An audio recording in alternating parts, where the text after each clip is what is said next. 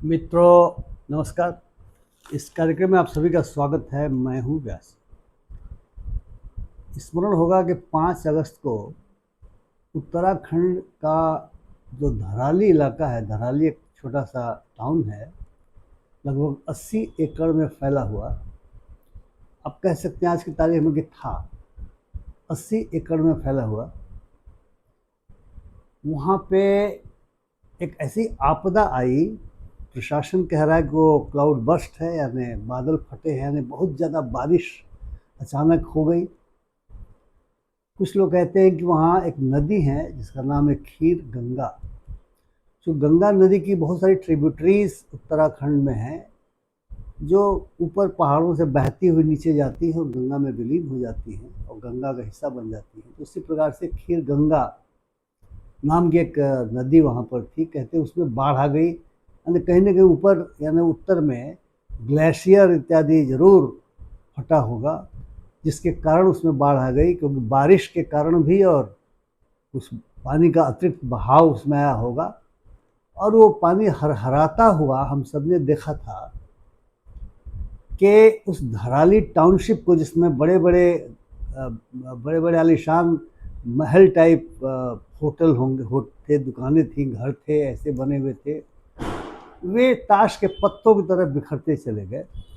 और मंडे को जो हिंदू में खबर छपी है, वो कह रही है कि अभी तक वहाँ पर रेस्क्यू और रिलीफ ऑपरेशन चल रहा है। रेस्क्यू का मतलब ये हुआ कि जो लोग मकानों और होटलों के गिरने के वजह से जो डेब्री है, जो स्लश है, यानी जो कीचड़ है, जिसमें पत्थर हैं, कीचड़ है, बहुत कुछ है, संभावना है कि लोग उसमें दबे हुए हैं। और जो मॉडर्न टेक्नोलॉजी है उसका इस्तेमाल एनडीआरएफ, फौज, एसडीआरएफ इत्यादि की टीमें कर रही हैं। थर्मल इमेजिंग का इस्तेमाल किया जा रहा है, बॉडी लोकेटर कैमरास का इस्तेमाल किया जा रहा है, एक्सकेवेटर्स ऑफ कोर्स उसका इस्तेमाल किया जा रहा है, और अन्य जो भी तकनीक हैं उन तकनीकों के माध्यम से खोजा जा रहा है। यहाँ तक स्नीफर डॉग्स भी लगाए गए हैं, खोजा जा रहा है कि कौन से लोग दबे हुए हैं। प्रशासन का कहना है कि 4 मौतों की पुष्टि हुई है और 2 एक्स्ट्रा बॉडीज अभी तक निकल चुकी हैं। हमारे 9 सैनिकों के लापता होने की खबर है और 7 सिविलियंस के लापता होने की खबर है। यानी बहुत बड़ी आपदा, जैसे वायनाड में जिस तरीके से अचानक ही कहा गया कि पानी आया और तेज़ी से पूरे इलाके को, जो गांव थे, बहा के लेके चला गया, वैसी ही आपदा धराली में दिखाई पड़ रही है। हम चर्चा ये करना चाहते हैं कि आपदा तो आएगी। जो पर्वतीय क्षेत्र हैं, चाहे हिमाचल का क्षेत्र हो, चाहे उत्तराखंड का क्षेत्र हो, यानी जो सब हिमालयन रीजन है, वहाँ आपदाएं तो आएंगी, क्योंकि वह तो भूकंप के जोन 5 में भी है, नदियों के कारण बाढ़ की भी स्थिति है, और साथ ही साथ अचानक खूब बारिश होने की वजह से बादल फटने की भी घटनाएं होती हैं। लेकिन क्या हम इन आपदाओं का जो प्रभाव होता है उसे कुछ कम कर सकते हैं? हम इस सवाल पर फोकस करते हुए धराली के बारे में सोचेंगे। सारे कुछ पूरा गांव तरीके से बह चुका है। जो भी इंफ्रास्ट्रक्चर था, जो भी होटल थे, जो भी मोटल थे, जो भी घर थे, जो भी दुकानें थी, सब बर्बाद हो गया है और बहुत सारे लोग लापता भी बताए जा रहे हैं। जैसे मैंने कहा, 7 सिविलियंस की बात होती है। अगल बगल के गांव के लोग जिन्होंने धराली को नष्ट होते इस आपदा में देखा है, वे प्रशासन के आंकड़ों पर विश्वास भरोसा नहीं कर रहे हैं। उनका कहना है कि बहुत सारे लोग लापता हुए हैं, बहुत सारे लोग मरे हुए हैं, मर गए होंगे, क्योंकि जब वो बहाव तेज होगा, पानी के साथ जाएंगे। हमने केदारनाथ में देखा था, केदारनाथ में वैसे ऊपर ग्लेशियर टूटा और किस प्रकार से विनाश लीला 2013 में हुई थी। तो काफ़ी लोगों की मृत्यु हुई होगी और काफ़ी लोग अभी भी मिसिंग हैं, जिसके बारे में प्रशासन के पास सही आंकड़ा नहीं है। हो सकता है कि जब रेस्क्यू ऑपरेशन खत्म हो जाएगा तो प्रशासन भी इस स्थिति में होगा कि वह आंकड़े प्रस्तुत कर सके। लेकिन आंकड़े बहुत महत्वपूर्ण भूमिका हमारे डिस्कशन में नहीं निभा रहे हैं। हम इस पर फोकस कर रहे हैं कि क्या इस तरह के आपदाओं के कुप्रभावों को कम किया जा सकता था। जो टेलीविज़न या यूट्यूब चैनलों के द्वारा उसका जो वीडियो बनाया गया है, जो घटना घटित थी, अब उसी समय का वीडियो है कि बाद का मैं नहीं कह सकता, लेकिन मैं मान के चल रहा हूँ कि जो कुछ दिखाया गया था, हो सकता अगल बगल के गाँव से लोगों ने उसको खींचा हुआ हो, क्योंकि वहाँ कंस्ट्रक्शन का भी काम चल रहा था।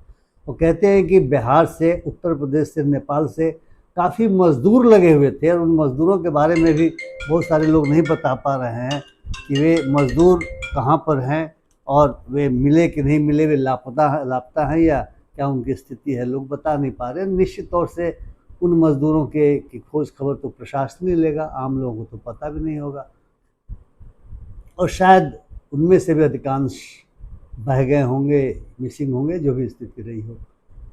तो शायद जो वीडियो ले रहे होंगे या जो टेलीविज़न चैनलों में जो वीडियो फीड हुआ होगा वो सही ही होगा। यदि उसको हम देखते हैं तो दिखाई पड़ता है कि बहुत सारे जो बड़े बड़े आलीशान होटल बने हुए थे, पक्के होटल, और दुकानें भी होंगी उसमें से, और बहुत सारे रिजॉर्ट होंगे, वे स्लोपी जगह पे थे, यानी ऊपर से पानी ऐसे आ रहा है और स्लोप पर थे।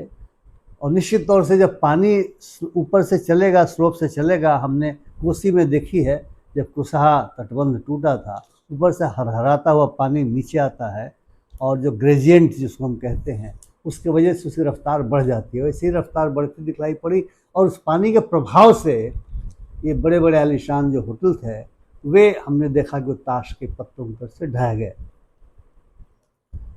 अब हमारे जैसे व्यक्ति के मन में, जिसने आपदा प्रबंधन के क्षेत्र में लंबे समय तक काम किया है, ये सवाल आता है कि हिमालय एक फ्रेजाइल क्षेत्र है, और जैसा मैंने कहा कि वो भूकंप के जोन 5 में भी आता है, सब पूरा सब हिमालयन एरिया। हर वर्ष कहीं ना कहीं तेज़ बारिश होती है, जिसकी वजह से काफ़ी बारिश हो जाती है, बादल फटते हैं। IMD ने भी कैसे बादल फटना किसको कहा जाएगा उसके बारे में अपना आंकड़ा दिया है कि 10 सेंटीमीटर वर्षा एक दिन में अगर हो जाते, 10 सेंटीमीटर बहुत बड़ा आंकड़ा होता है। तो ये माना जाता है कि बादल फटने की घटना इसको कहा जाता है। अब इस पर नहीं जाएं, टेक्निकल ढंग से नहीं जाएंगे बादल फटा या क्या हुआ, बट जो आपदा आई, अगर ये स्लोप पे आलिशान भवन नहीं होते तो क्या उनका प्रभाव, उस आपदा का प्रभाव कम हो सकता था? मुझे लगता है कि हो सकता था। इन पहाड़ों पे जो निर्माण अंधाधुंध हो रहा है, जो टूरिज्म को बढ़ाने के नाम पे हो रहा है, जैसे हमने देखा था जोशीमठ में भी जो बहुत सारी सड़कें 4 धाम यात्री के नाम पे बन रही थी बद्री विशाल जाने के लिए, वहाँ पर भी दरारें घरों में शुरू हुई, पानी आना शुरू हुआ, इस तरह की बातें आई थी। मैंने एक वीडियो बनाया था, मैंने कहा था कि इस इलाके को तो थोड़ा फ्रिजिलिटी को समझना पड़ेगा, क्योंकि हिमालय पहाड़ एक कच्चा पहाड़ है। और ये भी पता चला कि जोशीमठ के बारे में तो 85 में एक एक्सपर्ट कमेटी बनी थी, उसने निर्माण को कम करने के बारे में सलाह दी थी, जिसका पालन नहीं हो सका था। तो इस धराली को भी देख के मुझे लगता है कि स्लोप पे इतने आलिशान भवन जब आप बनाएंगे, और जब वो उसका दबाव, भवनों का दबाव पहाड़ पर होगा, निश्चित तौर से जब वो फ्रिजाइल है, अब बनने की कहते हैं लोग प्रक्रिया में, जो जियोलॉजिस्ट हैं कहते हैं हिमालय तो अभी बनने की प्रक्रिया में है, तो वो तो पूरा का पूरा पानी के कारण वो तो पत्थर और मिट्टी और तमाम चीज़ें तेज़ गति से आएंगी और उससे नुकसान होगा। इसलिए मुझे लगता क्या है कि पहाड़ों पे निर्माण को सब जोनेशन करके, यानी किस इलाके में किस तरह के निर्माण मटेरियल का इस्तेमाल करके घर बनाया जाना चाहिए, होटल बनाया जाना चाहिए, यह बहुत ही विचारणीय चीज़ है। हम जब उत्तराखंड के क्षेत्र में भारत दर्शन के दौरान और ट्रैकिंग के दौरान जब ट्रेनिंग में थे, आज से लगभग 1980, 81, 82 की बात मैं कह रहा हूँ, तो उस समय हमने देखा था कि जो घर बने हुए थे वो बहुत सारे गाँव में, वे या तो वे लकड़ी के घर थे, या मतलब कह सकते एक फ्लोर के घर थे जो ईंट के थोड़े से बने हुए, ईंट तो नहीं वहाँ होती आमतौर से, वो तो पत्थर के बने हुए घर थे, और ऐसे घर थे जिनका बहुत ज़्यादा नुकसान आपदाओं में नहीं हो सकता। तो ये सोचना पड़ेगा कि जो अंधाधुंध दौड़ हो रही है टूरिज्म के नाम पे, कि सरकार को भी उसका फ़ायदा होता है, लोगों को भी फ़ायदा होता है, यात्रियों को भी फ़ायदा होता है, एक बैलेंस बनाना पड़ेगा विज़ कि ये टूरिज़्म इसी रूप में हो सकता है, या टूरिज़्म थोड़ा सा ऐसे हो सकता है कि वो निर्माण पहाड़ को क्षति न पहुंचाए, क्योंकि जब पहाड़ को क्षति पहुंचती है तो इस तरह की आपदाओं में जो लोग उस पहाड़ को क्षति पहुंचा के आलीशान बिल्डिंग्स खड़ी करते हैं, उन बिल्डिंग्स की क्षति होती है, उनकी क्षति होती है, प्रॉपर्टी की क्षति होती है और मनुष्य की क्षति होती है। इसलिए मुझे लगता है कि यह मामला यही रहेगा, इस रूप में देखना चाहिए कि जो आपदाओं का जोखिम है, उन आपदाओं के जोखिम को कम करने, जिसको मिटिगेशन भी कहते हैं, इसको DRR भी कहते हैं, उसके नज़रिए से सब जोनेशन पूरे पहाड़ का, उत्तराखंड हो चाहे हिमाचल हो, उसको करके, और अब कम से कम अब से जो निर्माण काम होंगे या जो रिहेबिलिटेशन के काम होंगे, उनको ये समझने की आवश्यकता है, क्योंकि ऐसा नहीं है कि बिग ही ब्यूटीफुल होगा, स्मॉल भी ब्यूटीफुल होता है। हमने मित्रों कैलिफोर्निया में देखा है, खास करके सैन फ्रांसिस्को के आसपास के इलाके में आलीशान भवन नहीं के बराबर है, बहुत कम है, क्योंकि वो जोन 5 में आता है और वहाँ पे हमेशा भूकंप का खतरा बना हो रहता है। भूकंप बहुत पहले आ भी चुका है, इसलिए वहाँ पे मैंने देखा कि लकड़ी के घर बनते हैं। देखने में लगेंगे कि वो घर जो है सो ईंट पत्थरों के बने हैं, लेकिन हैं वो लकड़ी के घर, क्योंकि उससे नुकसान कम होगा। आलीशान नहीं है, G+1, इससे ज़्यादा मैंने बड़े बड़े मकान न सैन फ्रांसिस्को में देखे, न आसपास के इलाकों में देखे। इसलिए मुझे लगता है कि हिमालय के प्रकृति को देखते हुए हमें निश्चित तौर से डिजास्टर रिस्क रिडक्शन और मिटिगेशन को ध्यान में रखते हुए कोई भी निर्माण का काम करना चाहिए, क्योंकि एरिया काफ़ी जोखिम भरा है और उसे हम चाहे क्लाउड बर्स्ट हो, चाहे ग्लेशियर का फटना हो, चाहे बाढ़ की स्थिति नदियों में आने की हो, हम उसे रोक नहीं सकते। We can not prevent the disasters, but we can mitigate its impact. तो मैं समझता हूँ कि जो एक्सपर्ट्स हैं ज़रूर इस दिशा में सोच रहे होंगे, क्योंकि कई घटनाएं घट गई, एक के बाद एक घटनाएं बहुत सारी उत्तराखंड में घट गई, हिमाचल में घट गई। इसको सोचने की आवश्यकता है, उसका इन्फोर्समेंट सही ढंग से होना चाहिए। बिल्डिंग बाई लॉज बनाने पड़ेंगे, मुझे लगता है कि गाँव के लिए बनाने पड़ेंगे, ऐसा नहीं कि शहरों के लिए बनाने पड़ेंगे, गाँव के लिए बनाने पड़ेंगे, शहरों के लिए बनाना, मतलब पूरे क्षेत्र के लिए बनाना पड़ेगा। इसलिए मैंने सब जोनेशन की बात कही कि सब जोनेशन के करके और तब वो बनाना पड़ेगा, और वैसे ही नए निर्माण हो, और पुराने निर्माण में क्या रिट्रोफिटिंग से लेकर क्या तब्दीली की जा सकती है, इस पर भी विचार करने की आवश्यकता है, ताकि जो प्रॉपर्टी और मनुष्य की क्षति हो रही है, बहुत सारे जानवरों की क्षति हुई होगी, तो ये जो एनिमल की क्षति हो रही है, यानी जिसको हम लाइव स्टॉक कहते हैं, उसकी क्षति, जो प्रॉपर्टी की क्षति, जो ह्यूमन क्षति हो रही है, इसको कम किया जा सके।